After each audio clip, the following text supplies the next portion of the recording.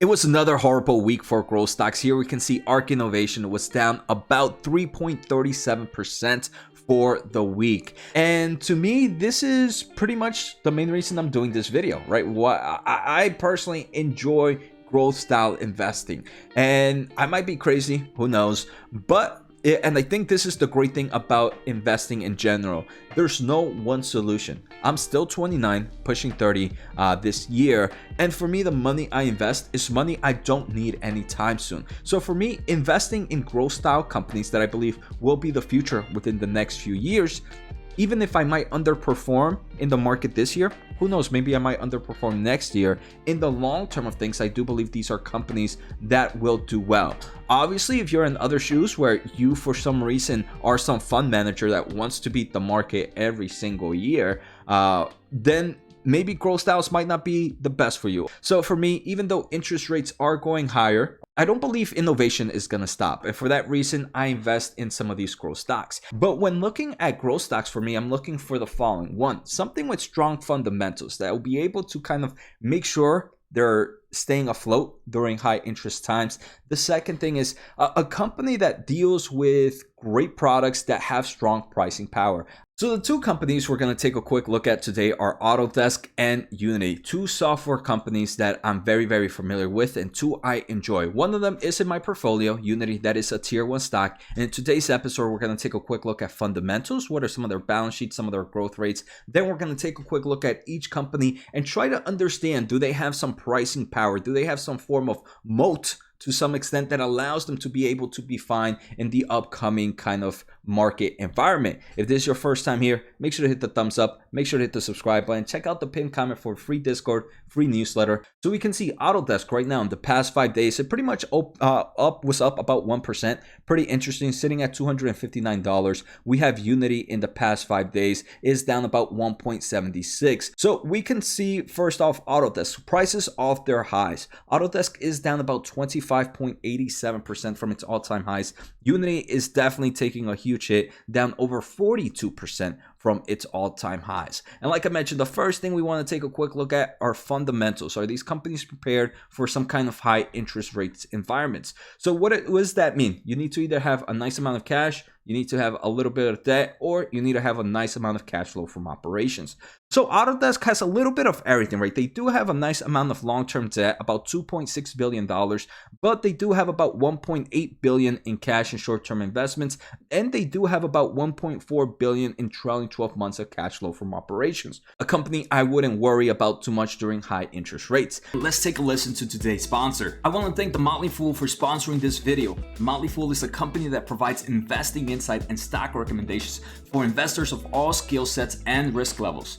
You guys know I love finding new investing tools and resources to help me scout out new growth stocks. And right now I have a discount for one of my favorite services The Fool offers. Through the Motley Fool Stock Advisor services, you get access to a ton of expert stock picks. Every month you'll get 2 new picks that are aimed at growing your wealth and to help you realize your financial goals. Stock Advisor's average stock picks have done amazing returns. If growing your money is something you like to do more of this year, you can visit fool.com/Jose Najarro or click on the link below for access to my special offer and decide if the stock advisor is right for you. Thanks again to the Motley Fool, and now onto today's video. Now if we take a quick look at Unity, right? These two are growth companies, so they're not going to be perfect, right?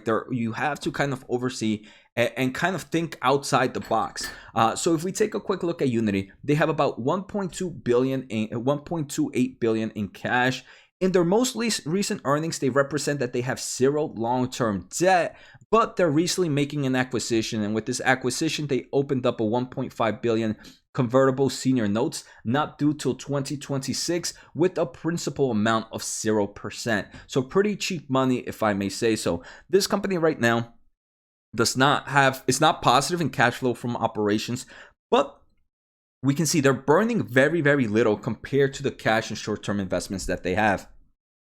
So even though they might not be the greatest looking to some extent, obviously they're not a Google or Facebook with super high cash flow and very low debt. I do believe fundamentally they are stable enough to be able to make it during this period of times and however long it may last. Finally, I want to show a little bit on their kind of valuation metrics and overall year-over-year quarterly growth. So Autodesk, most recent quarter, they grew about 18.21%. And this is a nice growth story. We can see in the past year or two, they've actually been growing at strong levels as well. Their price to sales ratio, forward ratio right now is about 10.92. And that's a software stock company. I enjoy it when they're closer to that lower teens. We can see it's a bit cheaper compared to where it's been or almost all of 2021 and most of 2020. I think anything below 10 for Autodesk would really scream a nice buy in my opinion. Now, if we take a quick look at Unity is growing at a faster rate compared to Autodesk, growing at around 42.6% most recent quarter. Their price to sales ratio is obviously more expensive, and it makes sense. They're growing at faster levels, so you would expect them to have higher price to sales ratio of 17.44. If this ever makes it to that low teens, I feel like that would be super attractive. Right now, though, it doesn't look bad. It's one of the cheapest it's ever been.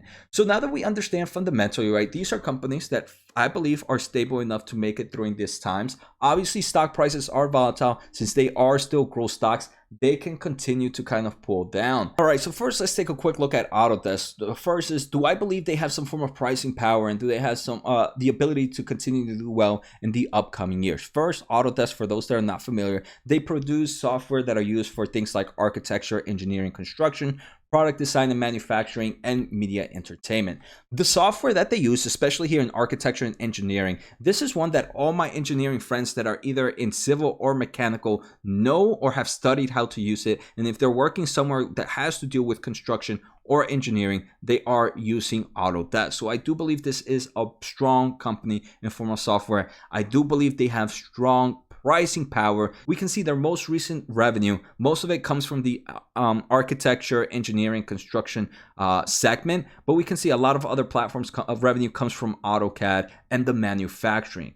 Here, if we take a quick look, I kind of wanted to look at some of the best CAD softwares out there. Numerous articles online would always put Autodesk as number one. Another one here in the media and entertainment collections. I know a lot of people kind of in the animation market, and Maya is a huge player there. And here, if we take a look at top animation modeling software, Autodesk Maya usually makes the list. So for me, this is definitely a company that has strong pricing power. Again, we saw positive cash flow from operations. I do like the markets that they're in. Now, if we take a quick look at Unity, for those that are not familiar, they're mainly known for their game engine. If you want to create a game, you are using Unity. If we take a quick look at their most recent earnings, they made about $286 million in revenue. This mainly comes from two segments. First, they call it the created solution. This is when you're using Unity to make a game, and that made about $83 million. I do believe Unity's game engine is one of the strongest out there. I'm taking a quick look at some online game development websites, and usually the best game engines of 2022 or previous years, Unity makes the top list. So I do believe, again, they have strong pricing power, because a lot of game developers want to be using Unity since there is such a huge demand in the workforce for it.